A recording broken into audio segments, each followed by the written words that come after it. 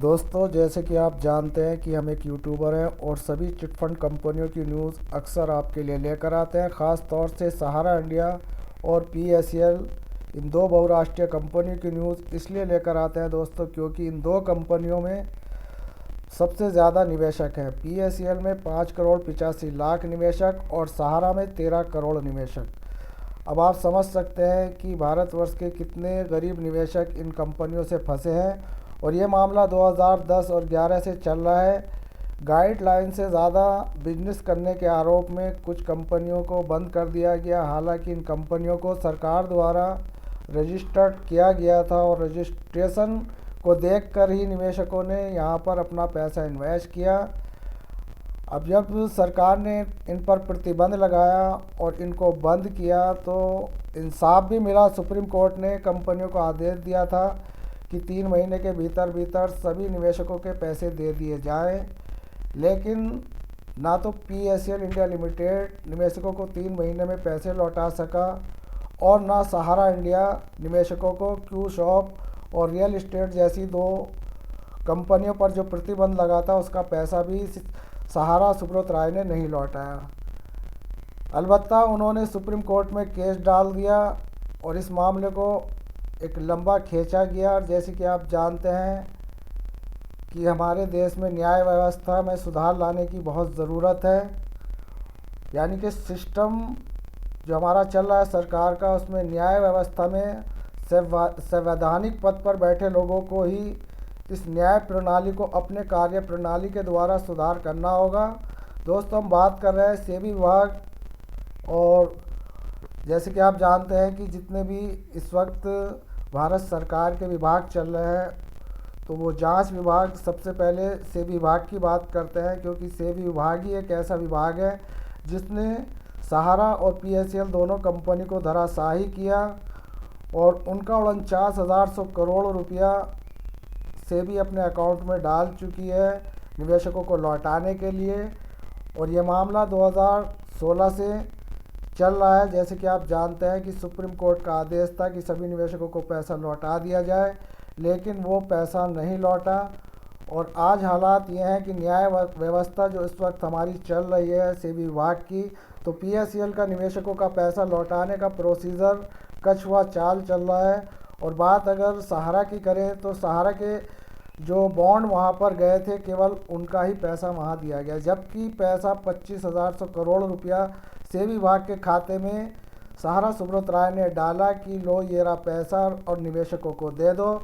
लेकिन निवेशकों के बॉन्ड सेबी विभाग पर जो पोर्टल पर गए वो बहुत कम गए। ये कम बॉन्ड क्यों गए? क्योंकि यहाँ पर सहारा सुब्रत राय ने अपनी एक बिसात बिठाई, रातों रात अदर कंपनियां खोलकर उनमें उनका पैसा कन्वर्ट कर दिया। या दोस्तों, क्यू शॉप का मैटर भी यही है, इसमें पैसा कन्वर्ट कर दिया गया था लेकिन निवेशकों को पैसा नहीं दिया गया। और सेबी विभाग ने ये जानने की कोशिश नहीं की कि सहारा सुब्रत राय ने जो हमारे पास ये पैसा जमा किया है उनके निवेशक हमारे पास क्यों नहीं आ रहे हैं। तो अब उस पर सहारा सुब्रत राय ने ये कहा था कि हमने सभी निवेशकों का पैसा बाई हैंड दे दिया, लेकिन सेबी ने कहा कि हमें प्रूफ चाहिए। प्रूफ सहारा सुब्रत राय के पास नहीं था, उसी को लेकर ये पैसा जमा किया गया था। वहाँ पर जो बॉन्ड गए वो उनकी संख्या बहुत कम थी। अब सुब्रत राय को बहाना मिल गया कि देखो मैंने पहले ही कहा था कि हमने सभी का पैसा बाई हैंड दे दिया। लेकिन दोस्तों, यहाँ पर गुमराह किया गया सेबी विभाग को, सुप्रीम कोर्ट को। और सेबी विभाग ने इस बारे में जानने की कोशिश नहीं की। और बात अगर SFIO की करें, इस विभाग ने इस पर जांच की थी और ये जांच भी उन्होंने करते करते इसको स्थगित कर दिया। और सार्वजनिक कोई भी हमारे पास ऐसी अपडेट नहीं है कि निवेशकों का पैसा उनको मिल सके। तो दोस्तों, न्याय व्यवस्था को सुधार करने के लिए कोई ऊपर से ईश्वर नहीं आएगा। सिस्टम यानी कि न्याय व्यवस्था व संवैधानिक पद पर बैठे लोगों को ही इस न्याय प्रणाली को अपने कार्य प्रणाली के द्वारा सुधार करना होगा। और ये तभी होगा जब सिस्टम में बैठे लोग यानी कि संवैधानिक पद पर बैठे लोगों को अपनी नैतिक जिम्मेदारी को समझना होगा। इसके लिए शीर्ष संवैधानिक पद पर बैठे लोगों को अपने नीचे के संवैधानिक पद पर बैठे लोगों को एहसास कराना होगा। यानी कि अपर सीनियर को जूनियर सीनियर सबको एक साथ चलना होगा। उनकी देश के लोगों के प्रति क्या जिम्मेदारी है, ये भी उन्हें समझाना होगा। तभी देश की न्याय व्यवस्था में सुधार आएगा और जल्द से जल्द पीड़ित लोगों को न्याय मिल सकेगा। लेकिन धरातल पर जो इस वक्त चल रहा है मामला, वो बहुत ही शून्य है। बात सेवी विभाग की करते हैं, क्योंकि सेवी विभाग को ही 49,700 करोड़ रुपए की देनदारी पीएसएल निवेशकों की करनी है। लेकिन वहां पर कछुआ चाल चल रही है। निवेशकों के पास केवल 2018 से प्रोसीजर चल रहा है और 400 करोड़ रुपया ही देने का अभी तक स्टेटमेंट हमारे पास आया सेबी की तरफ से। धरातल पर किसको मिला किसको नहीं, ये हमें नहीं पता, लेकिन ये ज़रूर पता है कि ऊंट के मुंह में जीरे के समान यहाँ पर पेमेंट किया गया। अब बात कर लेते हैं सहारा इंडिया की। तो सहारा इंडिया का भी यही मैटर है। सेबी विभाग ने कभी ये जानने की कोशिश नहीं की कि ये इतने कम बॉन्ड हमारे पास क्यों आए। 25,000 करोड़ रुपए में से 138 करोड़ रुपया ही निवेशकों तक पहुंचा और बाकी पैसा जो इस वक्त सेबी विभाग के पास रखा हुआ है, उसके लिए सहारा सुब्रत राय हर संभव कोशिश कर रहा है कि ये पैसा मुझे मिल जाए, लेकिन ये पैसा नहीं मिल रहा। और बात अगर दोस्तों धरने प्रदर्शनों की करें तो धरने प्रदर्शन 2016 से चल रहे हैं और ये 2016 से धरने प्रदर्शन जंतर मंतर और ज़्यादातर इनकी ब्रांचों पर और सेबी विभाग पर ही देखने को मिलता है। लेकिन दोस्तों इससे कोई भी अभी तक फ़ायदा नहीं हो रहा, क्योंकि सरकार इस और संज्ञान नहीं दे रही और ना उनको कोई किसी तरह की मदद दे रही है। क्योंकि सरकार ये कहकर पल्ला झाड़ लेती है कि सरकारी प्रक्रिया चल रही है, पैसा मिल रहा है, लेकिन निवेशकों को पैसा नहीं मिल रहा।